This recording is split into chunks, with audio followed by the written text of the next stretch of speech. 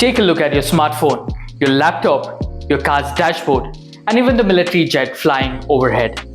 Every single one of this device relies on something microscopic, a slice of silicon. Packed to it, tens of millions of microscopic switches called transistors.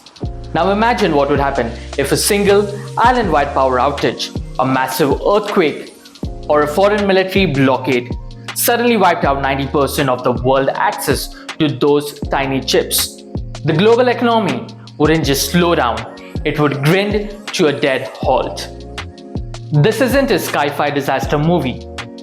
It's the stark geopolitical reality of the 2020s. Right now, United States, the world's sole superpower and leader in artificial intelligence, is almost entirely dependent on a 100-mile wide island sitting right off the coast of mainland China, which is Taiwan. So how did a single Taiwanese company, TSMC, come to dominate the foundational tech of the 21st century? Why does this reliance pose a massive threat to US economy and national security? And what is Washington doing to bring back the future of microchips back home? Let's dive in. To understand the problem, we have to go back to 1987, when an engineer named Morris Chang founded TSMC, Taiwan Semiconductor Manufacturing Company. Before TSMC, chip companies did everything in-house. They designed the chips, they built the physical wafers in their own multi-billion-dollar factories called fabs. Chang built a completely new model, the pure-play foundry. TSMC wouldn't design chips. Instead, it would focus on the brutally difficult, insanely expensive science of making them for everyone else. This allowed American tech giants like Apple, Nvidia, AMD, and Qualcomm to focus entirely on chip design, outsourcing the capital-intensive manufacturing to TSMC. It was a massive win for Silicon Valley's profit margin, but this 30 years created a hidden trap. While American companies mastered software and chip architecture, US-based manufacturing companies plummeted from 37% of the global production to almost 12% today.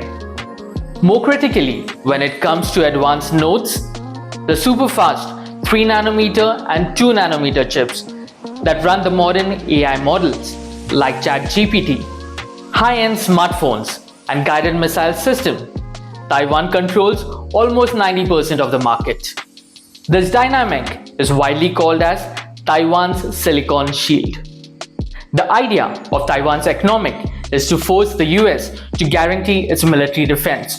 But for Washington, that shield is a tight rope.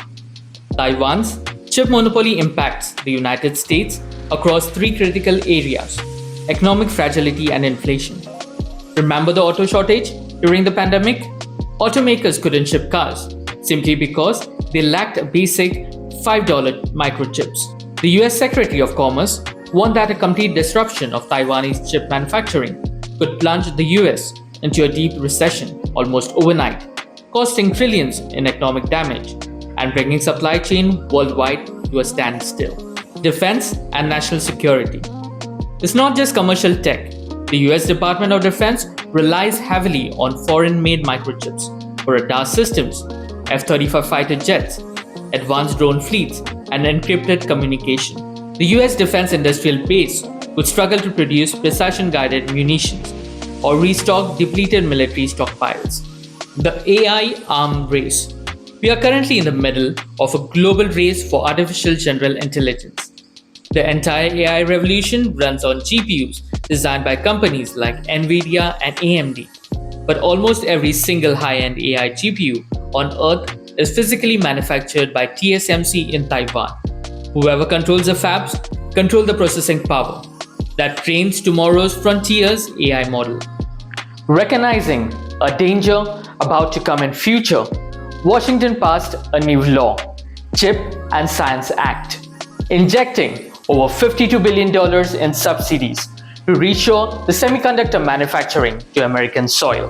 The goal is to rebuild the domestic ecosystem and ensure that US builds at least 20% of the world's most advanced chips by the end of the decade. Major players stepped up. TSMC committed over $65 billion to build 3 massive fabs in Phoenix and Arizona. Intel launched an ambitious foundry strategy with major domestic mega fabs in Ohio and Oregon. Samsung expanded its advanced manufacturing presence in Texas. Bringing back the industry home isn't as simple as just throwing money at a construction site. US faces huge hurdles. Fabricating nanometer scale, microchips require thousands of highly specialized engineers and clean room technicians. The US currently faces a severe shortfall of skilled semiconductor laborers. Building and running a fab in the US is roughly 30% to 50% more expensive than doing so in East Asia due to labor cost, regulatory overhead, and supply chain logistics. TSMC's success relies on round-the-clock, ultra-rigorous, 24/7 engineering operation that haven't always integrated smoothly with Western work culture standards. Can US ever truly become independent from Taiwan's chip production? The answer is probably not completely. The semiconductor supply chain is simply too complex, hyper-specialized and interconnected. Equipment comes from Europe, chemical material from Japan, design from Silicon Valley, and manufacturing from East Asia. No single country can control every link in the chain.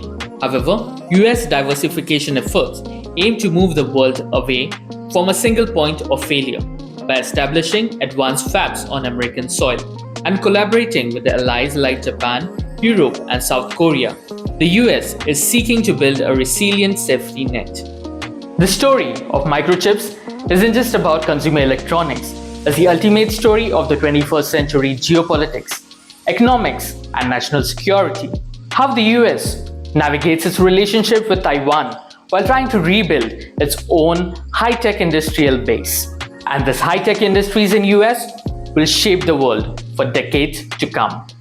What do you think? Will US build a self-sustaining chip industry? Or will Taiwan remain the undisputed king of silicon? Let me know your thoughts in the comments down below.